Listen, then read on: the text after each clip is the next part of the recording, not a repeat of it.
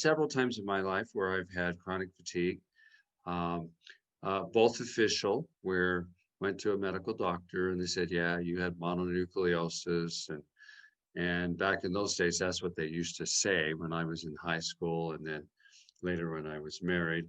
Um, and sometimes the Epstein-Barr virus was there, and sometimes they couldn't find it. Now I really don't need to go get a doctor to say, yes, you're fatigued or not. You know, I pretty well know that now.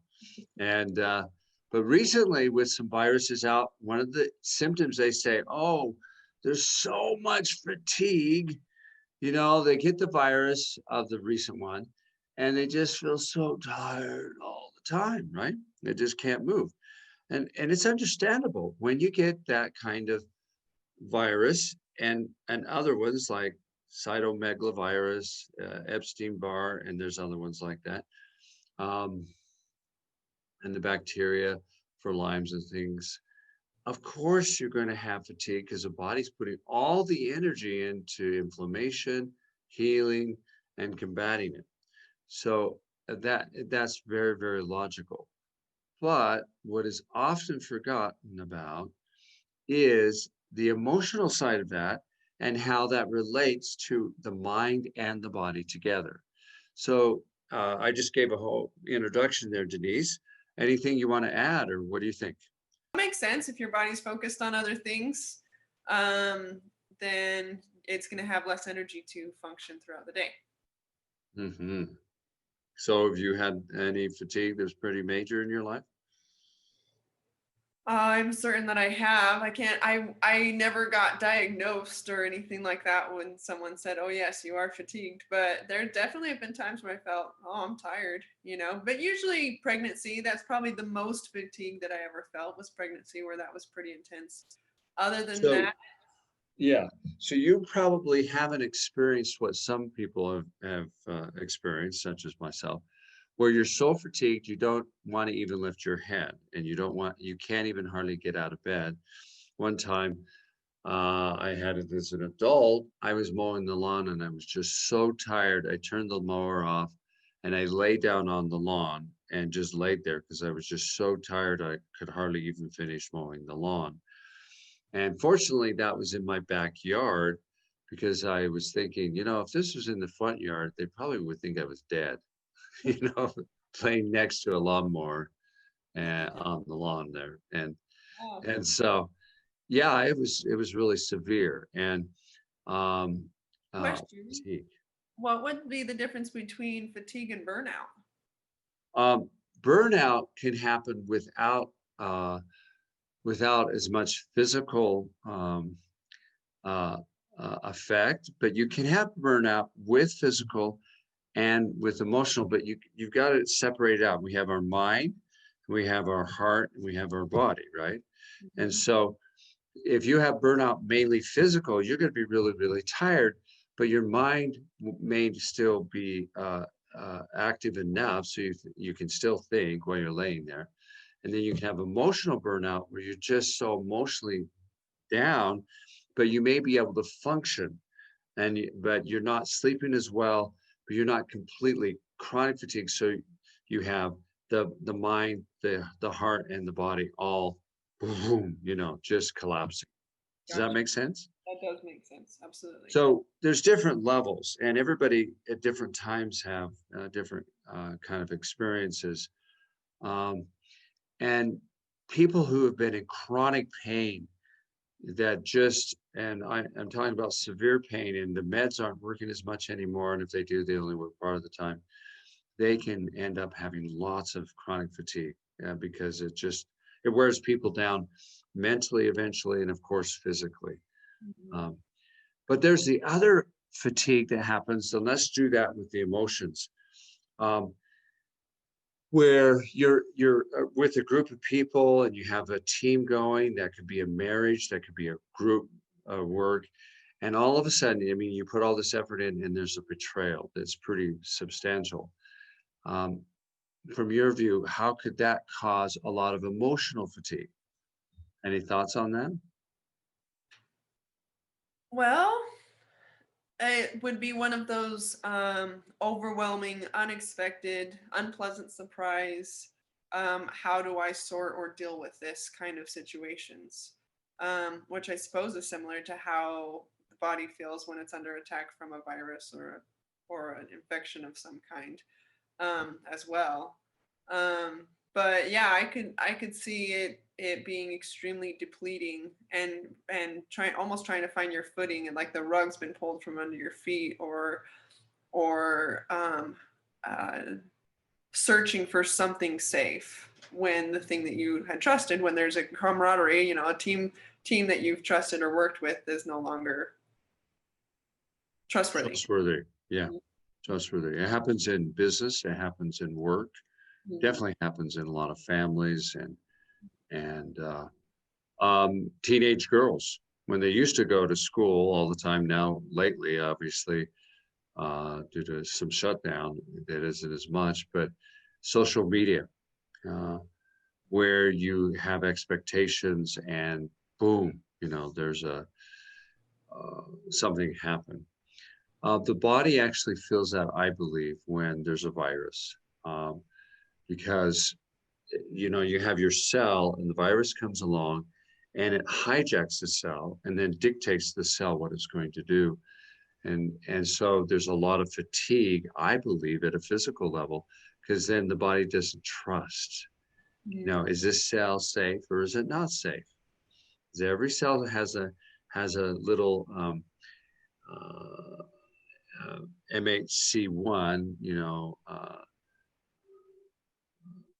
unit on top of the cell, major histocompatibility complex, that says this is me or this is not me. And so a cell that has a virus may not have that there, or can fool the cell.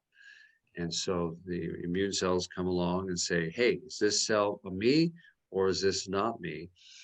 And viruses can fool the body. So I believe betrayal at the physical level is an emotion that's part of chronic fatigue. And I believe that's at the heart level and at the mind level. So Mm. if someone is feeling fatigue and it's just getting them down, they ought to look into their life and see if there's somewhere that in the past or the present, they might have felt like expectation unfulfilled because someone hurt them emotionally, or didn't follow through, or did something that really caused a major mistrust. Any thought about that? Well, yeah, if that's the case, if someone's experiencing that type of betrayal and deception, right? Because that's like you were Yeah, talking about, it's right. a, Deception. yeah. What would be a pathway or a process to um, it's not, the word's not organized, but reground yourself, find a way to trust what is actually true and not fall into deception and therefore betrayal again. Well, and that's valid. I mean, how do we get out of that? And of course, some people it depends upon their capacity level. They may need to see a therapist, mental health specialist, and things like that. On the physical level, of course, their doctor and things like that. But um, first, you really need to understand that if you're hearing this and you reject this, oh no, my fatigue is simply because I got sick, which is fine. There's nothing wrong with you having that thought about that I became ill and because of a virus. But we're offering as another concept that physical illness has a major component on the emotional field and the way we think. So open up your mind. We're all human. Sometime in our life, we must have had something like that happen. And it doesn't have to be the word betrayal. It can be something similar, something that's out of place. We When someone has fatigue, it's it's because the systems of the body are not working together. All right, the lymphatics, the blood, the digestive system, the metabolic system, the neurological system, because you can have an injury and you can have fatigue based upon the injury. So on the emotional field, the same thing happens. It's not aligned. You have a set, you're going on along a path, and then someone, causes you to be bounced or bumped off the path. And so one of the ways to start healing is you need to recognize it.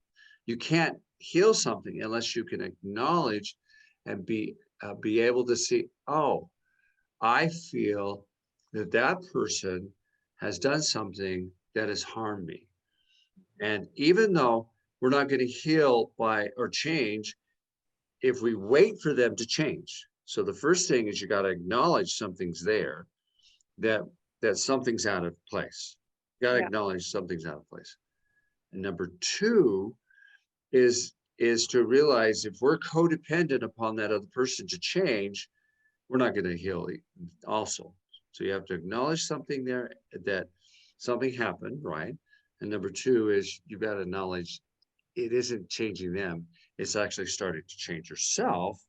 And then of course we can go to step three, but you have a comment, of course.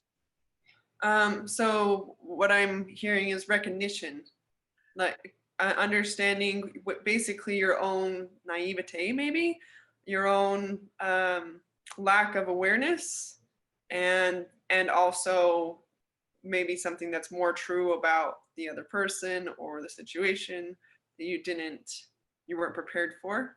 Did I understand it right? Yes. Yeah.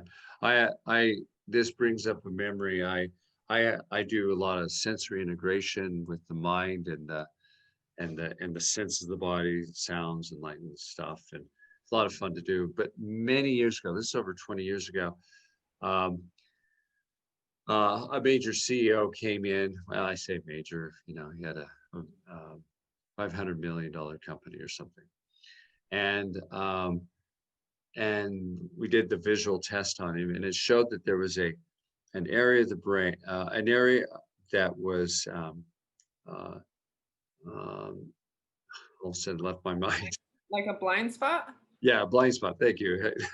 I was had an auditory blind spot, so to speak. Tacoma. Anyway, so there was a blind spot there, and of course, we all have a blind spot. That's where the nerve goes through to the optical tract. That's what it is. So we get the information. So we all have to have a blind spot. Just the body can replace the blind spot, so you don't know it's actually there, but you can be tested for it. It's interesting. Anyway, once he was shown that he had a blind spot, and the size of his blind spot, because some people have a larger blind spot and other people have a smaller one. And he said, I have no blind spot. I see everything in my life. Nothing gets by me. And I thought, oh, I wonder how his wife thinks about that and his coworkers, because that didn't sound like humility or openness or adaptability or cooperation or teamwork. That sounded like control. Mhm. What do you think? Well, it certainly doesn't sound like awareness either. It does not sound like awareness. He was not aware, and if something and he it sounded as if he was more blaming of others if there was something off, rather than taking personal responsibility, right? Huh, yeah. So now he pushed himself, and he hadn't got to the chronic fatigue. That well, let me think about his history. This has been a long time. He used tons of nutritional supplements to keep going. Okay. So he was pushing and forcing himself to keep going and controlling his life. But I use that story because he wasn't aware that all of us have some blind spot. Mhm. And rather than say that's horrible, I say that's good. Denise and I work together really well.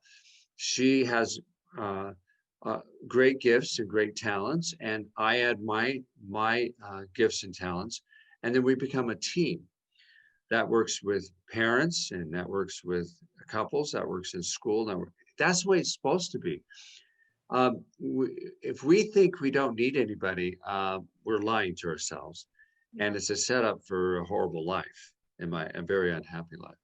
Mhm. And so we need awareness to have that. But the cost to that is we can be hurt, of course. And that leads to our body, ouch, and leads to burden. So that's another thing. So you need to be aware of the burden, whatever, if we're betrayed or we lose our trust, what does that burden do to us? Does it affect our mind?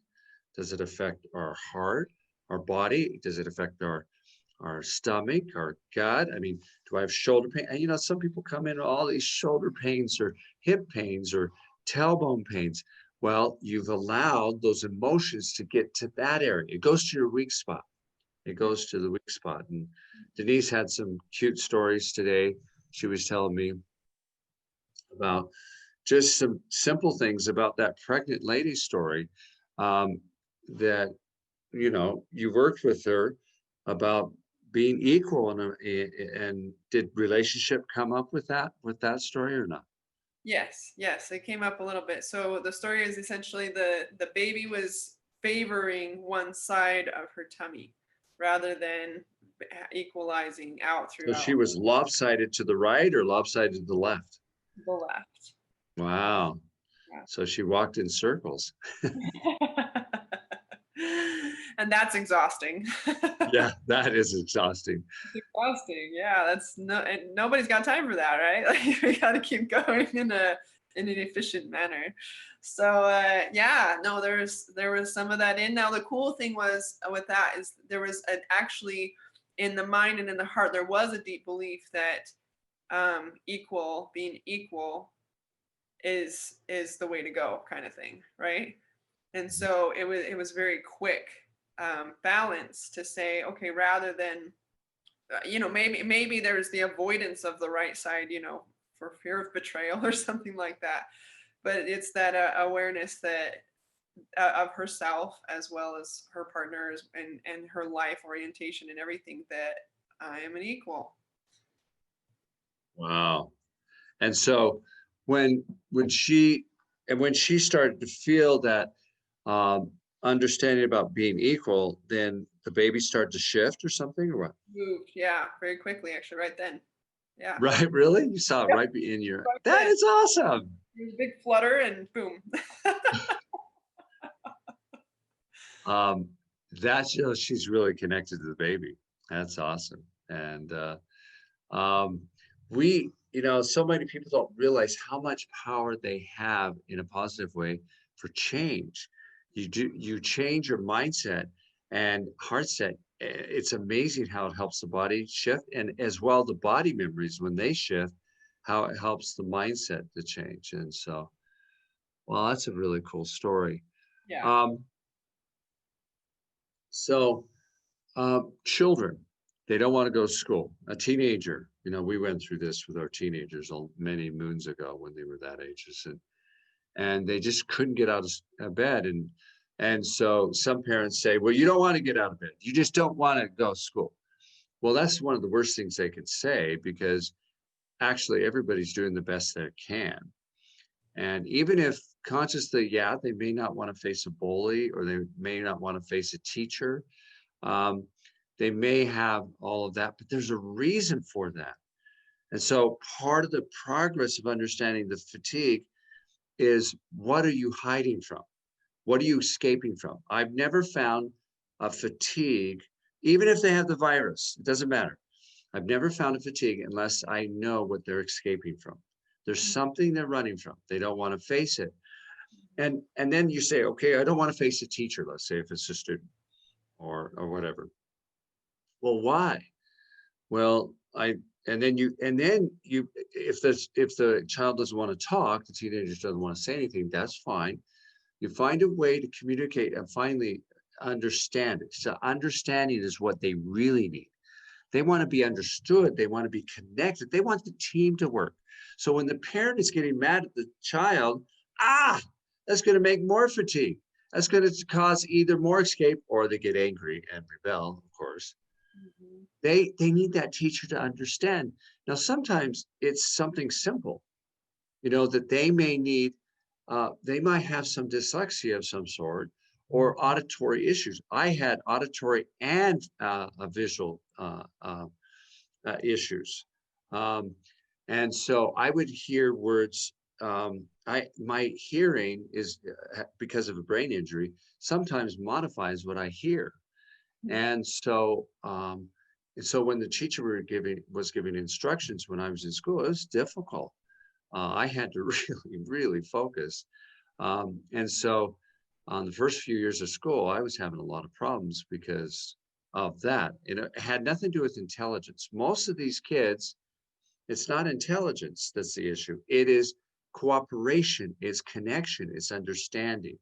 And then when they get that, all of a sudden the fatigue starts to lift. They start to have motivation. So I said a lot there.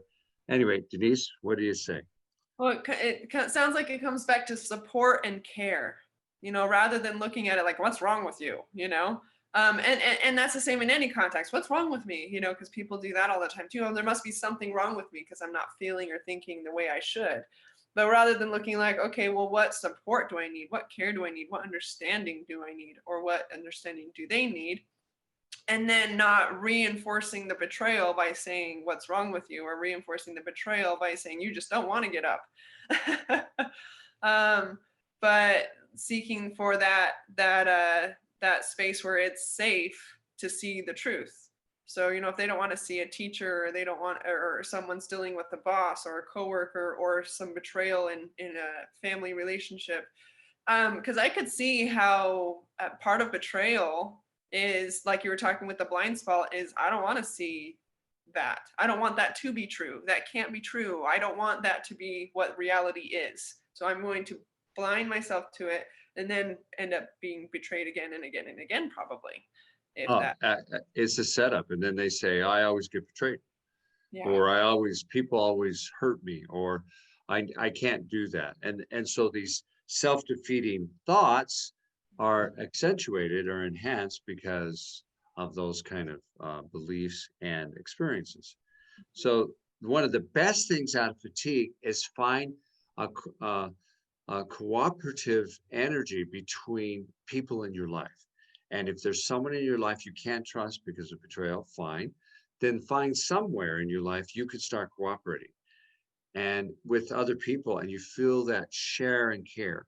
But Mhm. more importantly, you got to do it with your own body.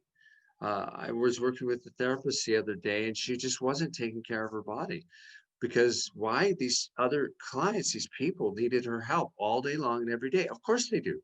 There's a lot of people that need help. But unless I have shared care with myself and stop betraying myself, I'm going to have problems. And I won't be there for people. And I will pick up more and more burden from other people because I'm not cooperative and have that camaraderie with myself, my own my own heart, my own stomach, my own body. So there we Yeah. go. That I use that word. See, we talked about it before. Yay for I camaraderie. I plugged it in there, didn't I? Camaraderie.